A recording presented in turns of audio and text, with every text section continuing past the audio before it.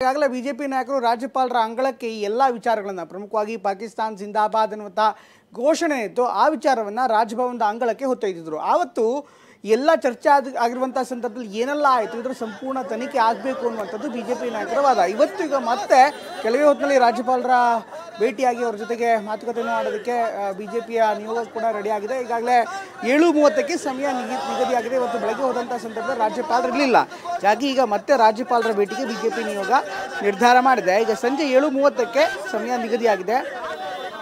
ಸರ್ಕಾರ ವಜಾ ಮಾಡುವಂತೆ ದೂರು ನೀಡುವಂಥ ಆಯೋಗದಿಂದ ಈ ಎಲ್ಲ ಘಟನೆಗಳನ್ನು ಗಮನಿಸ್ತಾ ಏನಾಗಿದೆ ಇದೆಲ್ಲರ ಡೆವಲಪ್ಮೆಂಟ್ಗಳನ್ನು ನೋಡ್ತಾ ಸರ್ಕಾರ ಸೂಕ್ತವಾಗಿ ಕೆಲಸ ಮಾಡ್ತಾ ಇಲ್ಲ. ಹೀಗಾಗಿ ಪಾಕ್ ಪರ ಘೋಷಣೆ ಖಂಡಿಸಿ ಈಗಾಗಲೇ ದೂರನ್ನು ನೀಡಲಾಗಿದೆ.